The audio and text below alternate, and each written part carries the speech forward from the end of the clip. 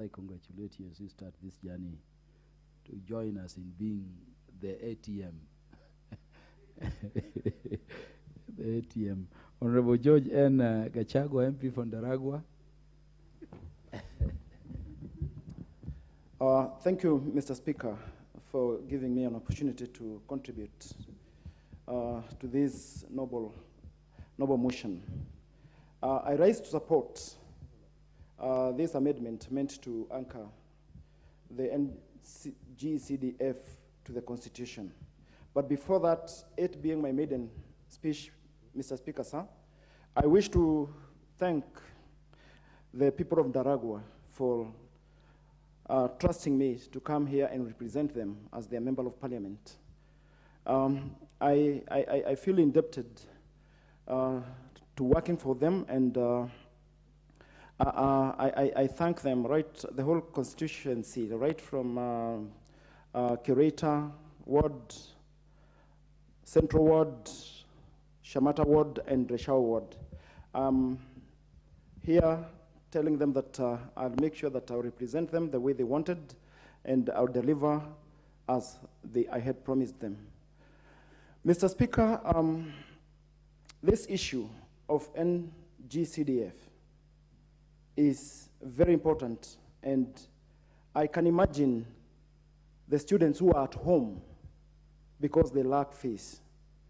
Mr. Speaker, one student requiring at home because of lack of school fees is one student too many. I know this fund is very important because I have witnessed some students who could not have gone through school being paid for by bursaries, and therefore, Mr. Speaker, I wish that the Parliament can overwhelmingly support this motion brought by Honorable Mule and Honorable Gishimo. Mr. Speaker, when students go to school and are chased to go and look for school fees, Mr. Speaker, I feel pity because I believe that when students go home and there is that hiatus of them not continuing with studies, sometimes we expose them and they change their course. Sometimes these students going back to school, they don't catch up. And I believe some of them would become very good leaders of this country, engineers, doctors, but once they are sent home, they lose their momentum, and going back there becomes a problem. At this juncture, Mr. Speaker, I wish we could also come up with a rule that students should not be sent because of school fees. It is our responsibility as leaders to make sure that every student in this country is accorded education so that maybe we lose very good minds. Mr. Speaker, this kitty, this fund is an equalizer, because I believe there are some students who would have stopped schooling if they were not aided through this fund. It also, Mr. Speaker, money is fluid. When we are constructing classrooms and the rest, the fundis, those workers are local people, and this money cascades to those families. So I believe it's also an input to needy families. Mr. Speaker, as we argue about this fund, I believe its mandate should be widened. I have an example in my constituency where I've started aiding parents to plant during planting season. And these students normally cultivate food, they plant maize, and that maize is normally kept for a whole year's use.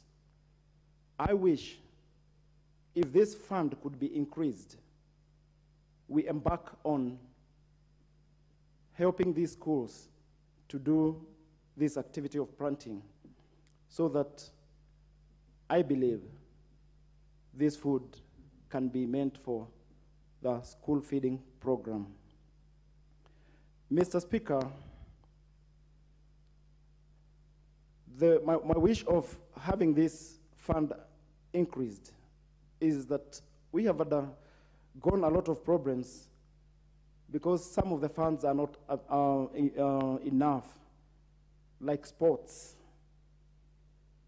You'll find that the money issued, the money given, or the quota given, normally just addresses the issue of, say, football.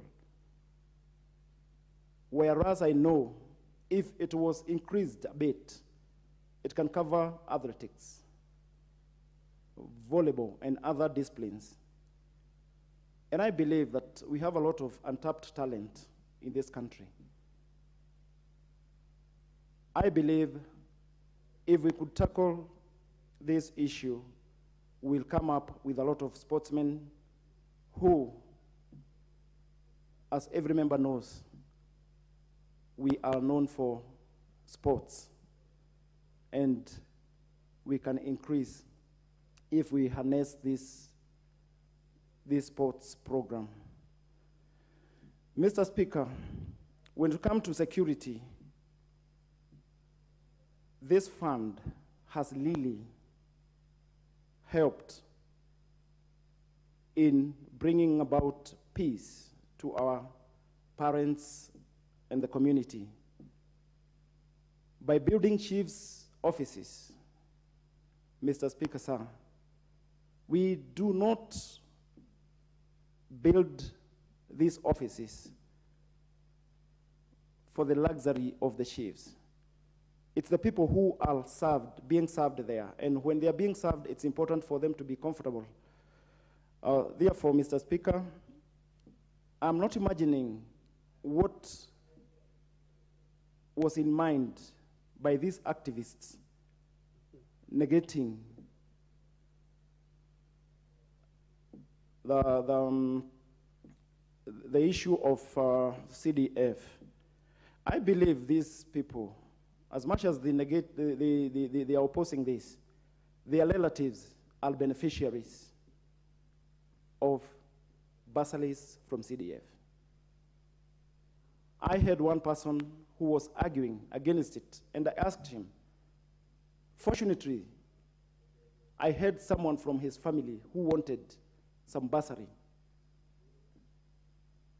And I told him, supposing we don't get this, will you be able to support those members of your family who are going for this kitty? He stood and told me, oh yeah, now I see. So some of them are just opposing it for the sake of it, for their misconception that it belongs to the MPs. Mr. Speaker, apart from just increasing it from 2.5% to 5%, we would wish it could be, the mandate could be increased, because as MPs, we are having a lot of problems, tackling a lot of needs from our constituencies. I believe members of parliament are aware that we are where the rubber meets the road. Virtually everything happening in our constituencies, as an MP, I'm told. And we sometimes feel helpless because they are needy cases, and there's no way you can just let it pass. Mr. Speaker, I believe that the effectiveness of CDF is much better than any other fund in this country. Speaker, I believe that the effectiveness of CDF is much better than any other fund in this country. With these few remarks, Mr. Speaker, I support this motion of anchoring NGCDF into the Constitution. Thank you. Thank you, Honorable George Gachagua, and congratulations on your election. The Honorable Yusuf Mohammed, MP for Wajir West.